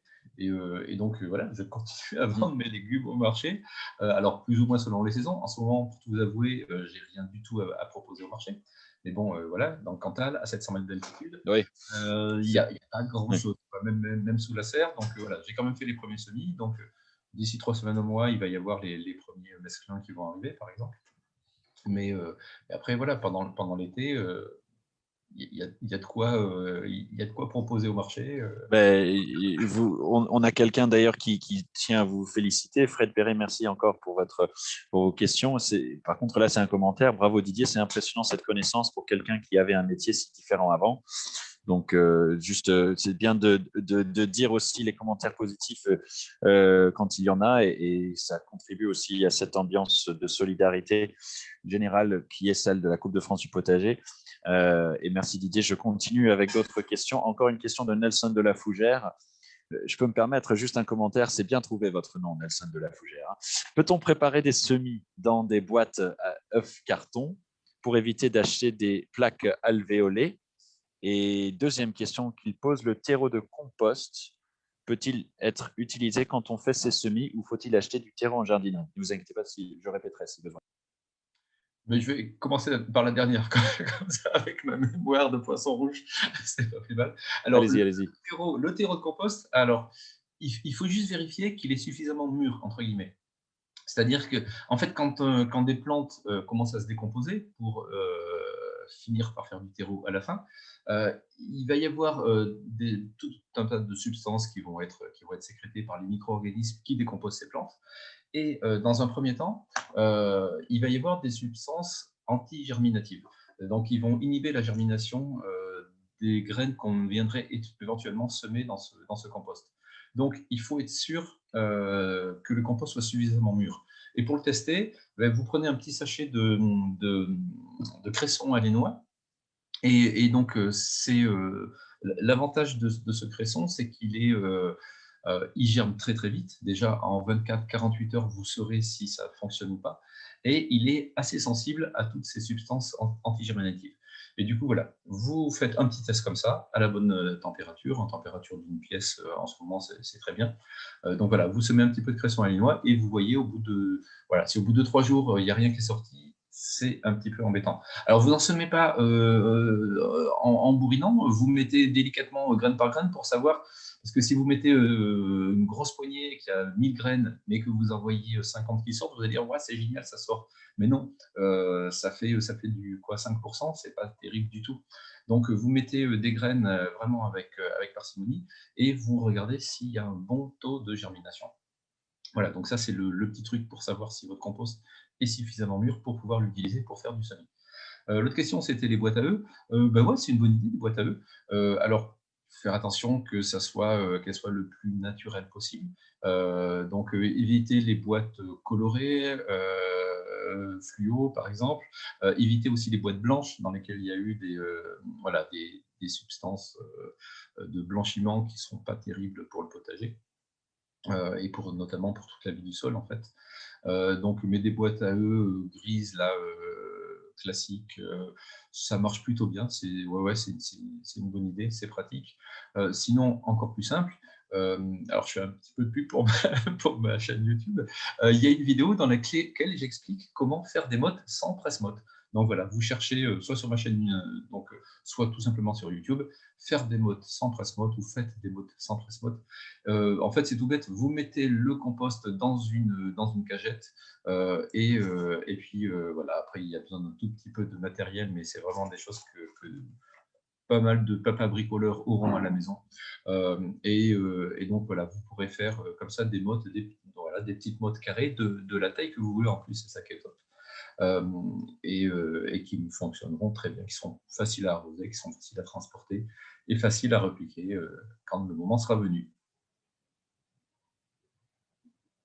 Merci beaucoup Didier. Je pense qu'on est arrivé à la fin de nos questions techniques sur le potager, avec une dernière posée sur Facebook qui me plaît beaucoup. Je trouve ça très bien. Merci Muriel Vallier de votre question. Est-ce qu'un potager désordonné et anarchique, ce n'est pas gênant pour l'arrosage? Je crois, Didier, que vous allez nous dire que non, puisque vous avez un peu parlé de ça il y a quelques minutes, mais parlez de cela et après, on va vous remercier pour toutes vos réponses de très grande qualité. Alors, effectivement, tous les légumes ont des besoins en eau différents. Il y en a qui ont besoin d'être arrosés tous les jours, il y en a qui se supportent très bien si on ne les arrose pas pendant un mois. Mais en fait, alors un mois dans un potager paillé, hein, je précise, si c'est une terre à nu, il n'y a pas beaucoup de plantes qui vont s'en sortir, pas beaucoup de plantes potagères du moins. Alors en fait, pour tout vous avouer, mon potager, je ne l'arrose plus.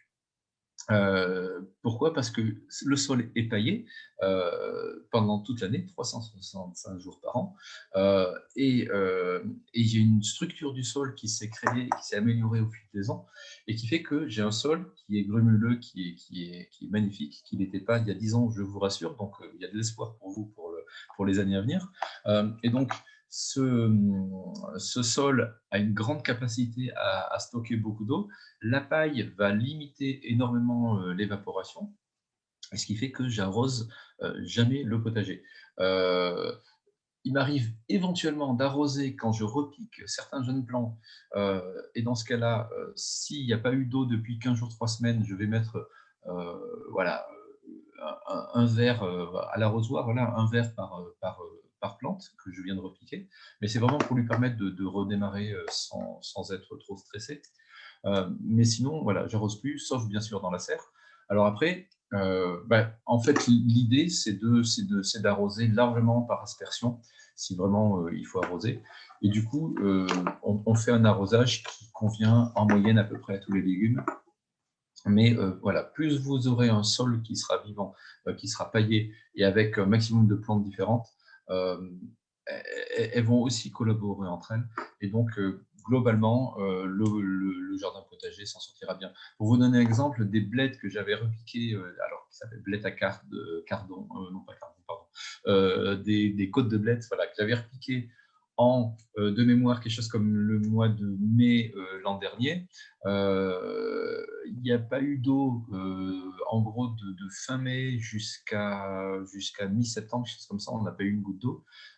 Et en septembre, je ramassais encore des magnifiques côtes de blettes qui avaient des larges côtes, qui avaient un vert croquant magnifique.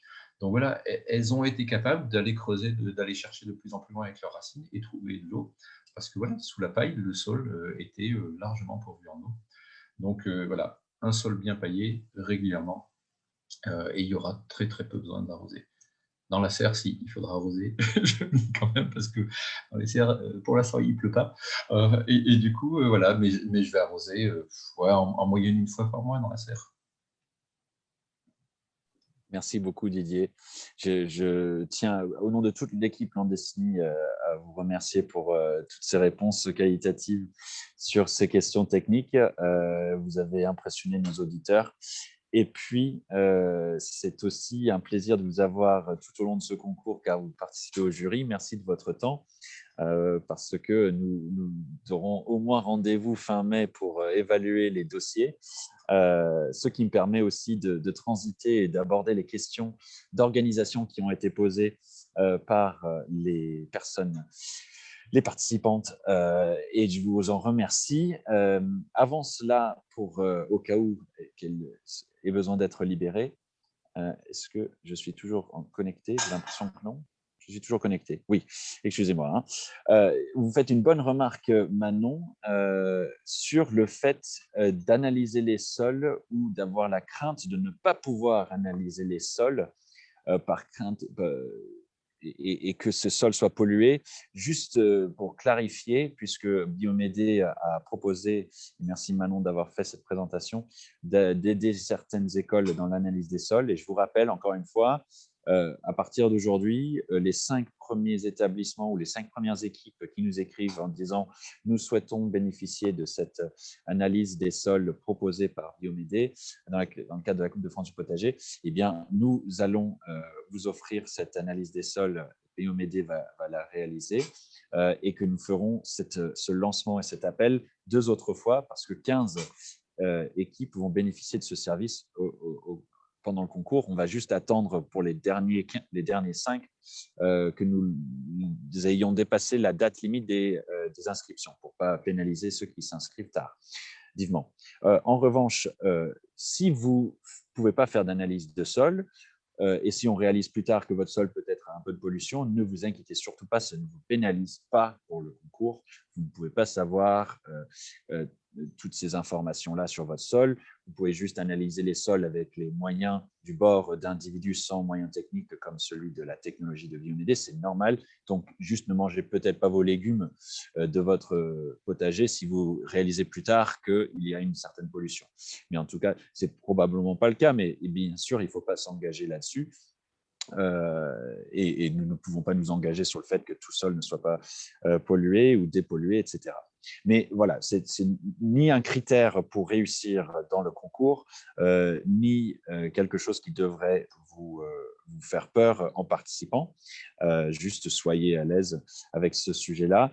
Je vais répondre à quelques questions des équipes participantes sur l'organisation. Alors, nous avons un dispositif Ulysse. Nous avons inscrit le dispositif Ulysse, mais des élèves hors dispositif sont volontaires pour participer. Est-ce possible? Oui, tout à fait. Merci à Christophe Robet du dispositif Ulysse Pro à Saint-Aignan dans le Loir-et-Cher. Absolument, l'équipe peut avoir des élèves, des jeunes, même des adultes en dehors du dispositif d'Ulysse. Encore une fois, le critère pour les équipes de la Coupe de France du potager, c'est qu'il y ait au moins 4 jeunes et un adulte référent. Un adulte, c'est plus de 18 ans. Un jeune, c'est moins de 18 ans ou moins de 25 ans dans la catégorie société civile. Donc, pour clarifier cela, si vous êtes une équipe avec d'un établissement scolaire et vous êtes 4 ou 5 ou plus élèves de cette école, que ce soit une école maternelle dans la catégorie école maternelle, que ce soit école primaire, collège-lycée, c'est une catégorie, collège-lycée ensemble, hein, et société civile, c'est association, structure de jeunesse, centre de loisirs, etc. Eh bien, c'est bien sûr des élèves de l'établissement qui doivent être au moins à 4 dans l'équipe, même si l'équipe peut être intergénérationnelle. Mais voilà. Et puis, dans la catégorie société civile et aussi pour toute catégorie, il faut quand même qu'il y ait au moins la moitié de l'équipe qui soit des jeunes. D'accord, ça, c'est important. Mais en tout cas, dans votre dispositif Ulysse ou dans votre équipe principalement portée par le dispositif Ulysse, s'il y a des élèves qui sont hors dispositif, qui souhaitent participer, c'est bienvenu. Voilà. Est-ce que les habitants peuvent voter pour nous? Comment et merci. Enfin, comment, merci. Merci à Guillaume Hélard du Nord, à Gravelines, de cette question. Oui, les habitants pourront voter parce que nous comptons vous demander de faire une vidéo de présentation générale de votre potager et de faire un coup de cœur du grand public, d'élire le coup de cœur du grand public. Et donc, c'est à ce moment-là que les habitants pourront voter dans la Coupe de France du potager. Ils ne pourront pas participer à noter dans le dispositif global pour élire les équipes championnes des catégories, c'est-à-dire les équipes qui ont la meilleure note sur tous les critères, mais on aura au moins les habitants qui participent, et toutes les personnes qui le souhaitent, qui participent à un coup de cœur du grand public. Voilà pour ces deux premières questions d'organisation. Je continue. Nous avons… Ah, ça, c'était une question technique qu'il faudrait poser. Je reviendrai dessus. Merci de votre patience. J'ai bien lu le carnet de bord. Question de Nathalie Berthelot, école maternelle Le Châter, à Francheville, dans le Rhône. J'ai bien lu le carnet de bord et le guide du potagiste. Avez-vous des conseils supplémentaires sur comment planifier concrètement la création de notre potager avec mes élèves? Ils sont très motivés et j'ai du mal à les canaliser. Ne les canalisez pas. Laissez-les se lâcher et être très désorganisés. Non, je plaisante, mais en tout cas, c'est très heureux de lire cette motivation des élèves. Vous pouvez bien sûr utiliser d'autres supports. Nous mettons plein d'autres sources d'ailleurs sur notre site de Landestini Coupe de France du potager, plein de vidéos de plusieurs youtubeurs, de Maraîcher Bio. On a beaucoup insisté aujourd'hui, on lui refait une page de pub à Didier Flippo et sa chaîne YouTube Mon Potager Plaisir, permaculture et agroécologie, etc. De Damien Descartes, si je ne me trompe pas, est aussi une très belle chaîne YouTube avec plein de vidéos et d'explications sur comment faire un potager.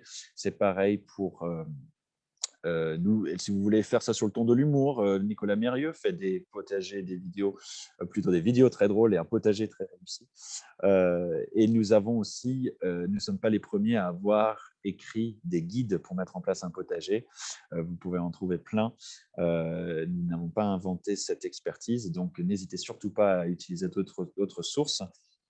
Ce qui me permet de répondre à la question du collège des Bruno à Firminy, dans la Loire. Est-ce que les équipes sont obligées d'utiliser le carnet de bord et le guide du potager, car j'ai déjà prévu des supports pour travailler avec mes élèves? Eh bien non, comme je viens de le dire, vous êtes invités à utiliser tous les supports que vous le souhaitez. Nous, notre guide du potagiste, nous en sommes très heureux, très fiers de l'avoir produit et de l'avoir mis à votre disposition.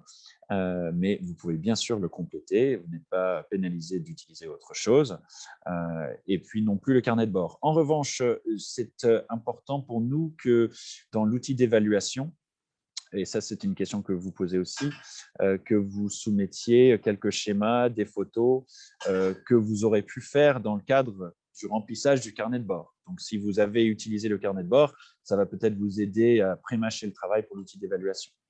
La question sur l'outil d'auto-évaluation, sur l'évaluation, quand est-ce que vous allez le remplir? Eh bien, nous allons vous le soumettre dès le 16 mars, le lendemain de la clôture des inscriptions. Nous sommes en train de le faire relire par les membres du jury, parce que nous souhaitons qu'il soit le plus pédagogique, facile à utiliser, le plus complet possible. Et donc, nous vous l'enverrons le 16 mars. Donc, vous l'aurez en avance et vous aurez jusqu'à fin mai pour nous le soumettre, ou plutôt le 15-16 mai, à ces environs-là, pour le remplir et le soumettre. Ça sera à soumettre en ligne, et nous n'avons pas encore décidé sur l'outil. Est-ce que ce sera un Google Form comme vous avez fait pour les inscriptions? Il y a des fortes chances que ce soit très simple, comme ça, avec aussi soumettre des photos, vidéos et des scans de dessins, ou des photos de dessins et de schémas. Mais en tout cas, il n'y a pas d'urgence. Le carnet de bord vous aide à suivre au fur et à mesure votre travail. Donc, on s'est dit que c'était une bonne chose de vous le mettre à disposition. Mais voilà, la seule chose que vous devrez soumettre, c'est l'outil d'auto-évaluation que vous aurez le 16 mars pour mi-mai. Et en faisant cela, évidemment, il faut tout de même écrire des choses au fur et à mesure de votre démarche.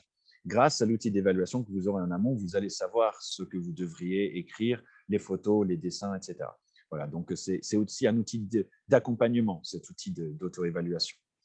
Voilà, abordé toutes les questions d'organisation, je le crois, ce qui me permet de ne pas être injuste envers Nathalie Berthelot, qui a aussi posé une question technique. Donc, Didier Flippo, si vous êtes encore avec nous, j'en ai une dernière. Nous avons une mare à proximité de notre potager qui n'est pas entretenue depuis plusieurs années. De quelle façon pouvons-nous en occuper et l'utiliser dans le cadre de notre projet avec le potager? Et mon élément de réponse, c'est que bien sûr, ça peut enrichir le projet. Et dans la partie biodiversité, dans la partie créativité, ça va vous permettre de marquer des points. Mais peut-être un petit mot sur l'interaction entre la mare et le potager, Didier? Oui, alors déjà, ça dépend ce qu'on entend par à proximité. Si c'est vraiment, s'il y a un accès facile pour, on parlait tout à l'heure des batraciens, entre le potager et la mare, c'est top. Alors sinon, quelle que soit la distance, si elle n'a pas été entretenue depuis longtemps, elle est probablement très envahie par la végétation. Donc, l'occasion de la nettoyer et de la curer, ça peut être aussi l'occasion de récupérer toute cette matière organique qui est éventuellement, entre guillemets, en trop dans la mare. Donc, ça permettra à la mare de retrouver peut-être un nouveau souffle et puis de redémarrer au niveau végétation. Et donc, toute cette matière organique que vous allez sortir de la mare, l'idée, c'est plutôt de la laisser sécher, de ne pas faire un tas tant qu'elle est encore humide, parce que sinon, vous risquez d'avoir des phénomènes de pourriture, de putréfaction, ça ne serait pas terrible. Mais donc, l'idée, ça serait de faire sécher le plus rapidement possible, donc faire plutôt ça un jour où il fait beau, l'étaler au soleil, un endroit où c'est à peu près possible. Et ensuite, une fois que c'est sec, vous pouvez refaire un tas avec ces matières organiques et les faire composter, en fait, tout simplement. Et donc, ces matières organiques-là, au bout de... En général, c'est quand même très riche en azote, ce genre de plantes-là. C'est a priori très vert. Et donc, ça va se composter assez rapidement.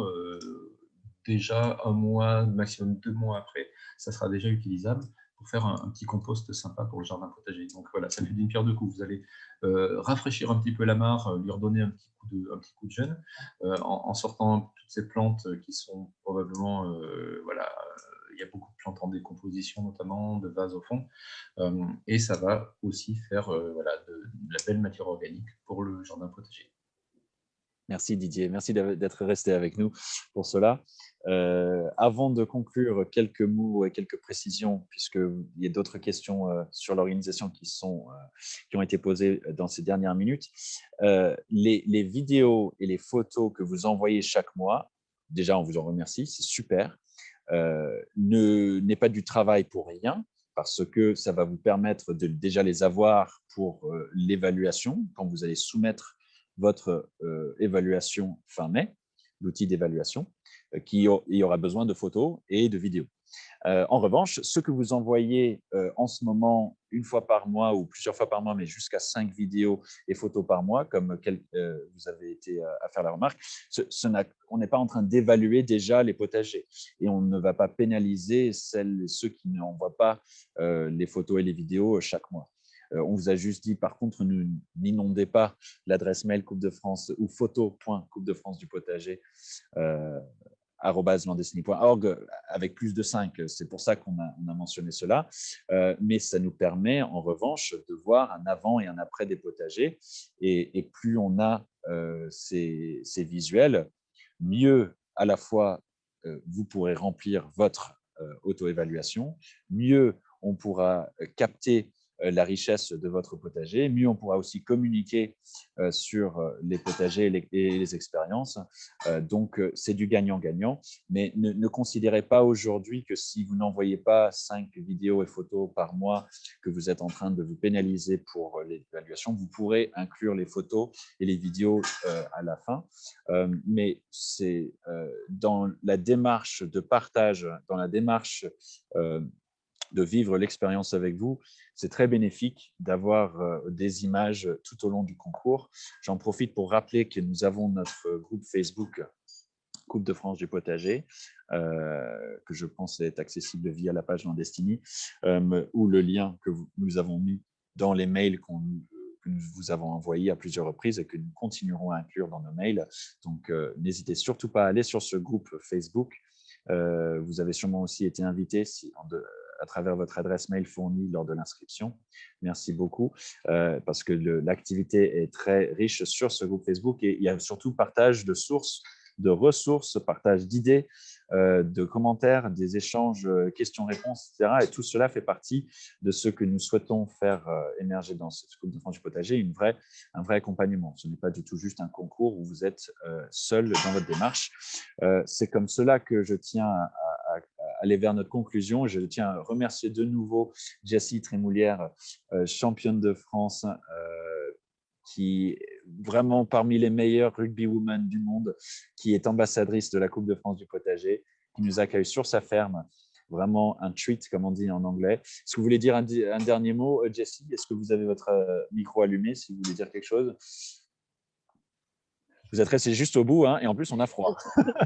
C'est vrai que le soleil s'est couché, du coup, il fait un peu frais ici.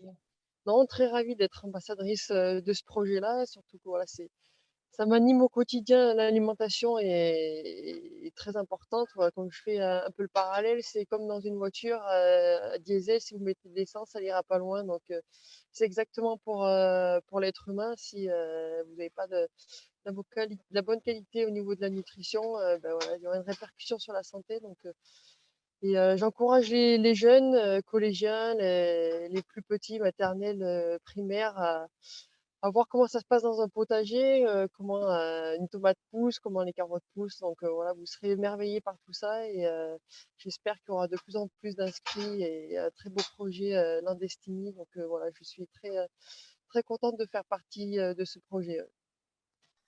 Merci beaucoup, Jessie. On est très content de vous avoir à nos côtés. On vous souhaite bonne chance pour autant les compétitions ici en France que pour la Nouvelle-Zélande. On espère que se tiendra la Coupe du Monde de rugby féminin. Et bravo pour tout ce que vous faites. Continuez comme ça. C'est vraiment un plaisir autant de vous rencontrer que de pouvoir vous mobiliser dans ce projet et encore une fois que le collège lycée Lafayette à Brioude s'engage à la Coupe de France du potager, c'est primordial. Merci beaucoup à Manon Poncato et à Biomédé, non seulement de votre intervention aujourd'hui, mais de votre cadeau aux équipes de la Coupe de France du potager qui souhaitent bénéficier d'une analyse des sols. J'ai comme information qu'il y a déjà 5 mails envoyés pour bénéficier de cette analyse des sols. Donc, nous avons déjà les 5 premiers bénéficiaires de cela. Donc, maintenant, on vous transférera cela. Et donc, c'est avec grand plaisir que nous pourrons, dans quelques semaines, lancer le deuxième appel pour ces 5 autres équipes qui bénéficieront de cette analyse des sols. Merci aussi pour les lauréats d'avance pour le service de dépollution. Et je tiens, bien sûr, et surtout à remercier Didier. Oui, excusez-moi, Manon, est-ce que vous souhaitez dire un dernier mot? Il ne faut pas, absolument, on a le temps. On a le temps. Oui, ben, merci et avec plaisir. J'ai hâte d'accompagner ces établissements dans ces démarches. J'ai hâte de voir ce que vous allez faire. Et aussi, je me disais, n'hésitez pas à vous rapprocher des associations locales naturalistes et pour la biodiversité qui vous donneront vraiment beaucoup d'informations. En plus, bien sûr, de Didier Flippo qui a l'air d'être hyper calé. Donc, bravo en tout cas à tous ceux qui se mettent dans cette démarche. Merci beaucoup Manon et à très bientôt. Et à très bientôt pour rencontre entre Manon, son équipe et les écoles bénéficiaires de l'analyse des sols. On arrangera cette prise de contact sous peu. Et enfin et surtout, merci à Didier. Didier pour cette expertise, ce savoir, cette pédagogie exceptionnelle que vous avez apportée aujourd'hui.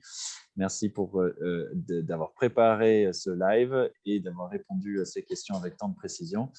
Didier, je vous laisse dire un dernier mot avant qu'on vous donne rendez-vous en mai pour l'évaluation des dossiers de la Coupe de France du potager, si vous êtes toujours là.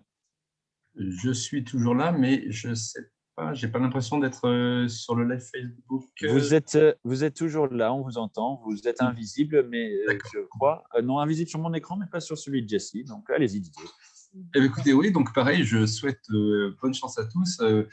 Moi, ce qui m'a vraiment plu dans cette Coupe de France du potager, c'est que c'est vraiment l'idée de donner le goût du potager aux enfants, enfin, quels que soient les âges, aux enfants, aux ados et aux jeunes. Voilà, je pense qu'il faut aller au-delà de ça. Certes, c'est un plaisir aussi de concourir et de chercher à marquer un maximum de points, mais surtout, voilà, découvrez ce qu'il y a comme plaisir à aller faire pousser ses propres légumes et puis les déguster à la sortie du jardin. Voilà. Merci beaucoup Didier et à très bientôt. Je tiens donc à remercier et féliciter encore toutes les équipes qui ont non seulement participé à ce live en envoyant des questions, en réagissant sur les réseaux sociaux et en suivant jusqu'au bout cette discussion, mais aussi toutes les équipes qui participent à la Coupe de France du potager. C'est le deuxième parmi encore plein de lives qui se dérouleront jusqu'à la fin du concours parce que nous tenons à aborder vos questions tout au long du concours de cette Coupe de France du potager. Nous allons vous accompagner du mieux possible. Nous avons une équipe avec Claire Garnier qui est responsable de la Coupe de France du potager. Merci à Nelsina Da Silva, notre directrice mobilisation et communication aussi pour la préparation à ce live, excusez-moi. Et je tiens surtout pas à oublier, parce que je voulais marquer le coup, à remercier de tout son travail et féliciter Juliette Froment, que vous ne voyez pas, mais Juliette, vous la connaissez bien parce qu'elle est l'auteur principal du guide du potagiste qui vous a été envoyé à toutes et tous. Elle a fait un travail super sur ce guide. Elle a fait un travail super tout au long de son stage qui se termine sous très, très peu. Donc, c'est avec grand plaisir, un peu de chagrin, que nous disons merci à Juliette pour son travail très essentiel dans le cadre de la Coupe de France du potager et aussi qu'on lui dit au revoir dans le vrai sens du terme, au revoir parce que nous exigeons qu'elle revienne, évidemment, en tant que bénévole ou plus tard en tant que salarié. Merci Juliette pour tout ce que tu as fait, pour ce fabuleux guide du potagiste et à très bientôt. Un dernier mot, n'oubliez pas de nous continuer à nous tenir au courant de vos questions, d'être en contact avec notre équipe d'accompagnement, avec les personnes citées. Nous avons aussi des super bénévoles qui sont dans l'équipe, qui nous rejoignent, qui vont essayer de répondre à vos questions techniques aussi en dehors de ces lives. Et puis, continuez à nous envoyer des photos et des vidéos chaque mois. Comme je l'ai dit, et je reprécise cela au cas où ce n'est pas clair, l'évaluation et votre score final ne dépendent pas du fait que vous envoyez des photos et des vidéos chaque mois, mais ils serviront à l'évaluation. Ils seront déjà envoyés. On va peut-être vous demander de les remettre dans l'outil d'évaluation, mais ce ne sera pas donc du temps perdu de les envoyer dès maintenant pendant le concours. Donc, on vous rassure sur ce point. Autant vous n'avez pas envoyé de photos et de vidéos, n'ayez pas peur pour l'évaluation. C'est fin mai que vous devez le soumettre. Vous l'aurez mi-mars. Et si vous avez envoyé des photos et des vidéos dès maintenant et chaque mois, ça sera un plus et du temps gagné pour l'évaluation. Voilà. Merci encore à toutes et à tous et à très bientôt pour le prochain live. À très bientôt dans le potager. C'était la Coupe de France du potager. Bye bye.